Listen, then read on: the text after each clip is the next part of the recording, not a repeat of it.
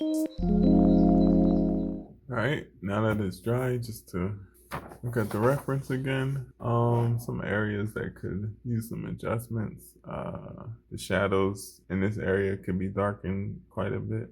Yeah, basically this area could be darkened. This area the value can be brightened a little bit in this area, from the face as well. So let's adjust that and then see where we go from there.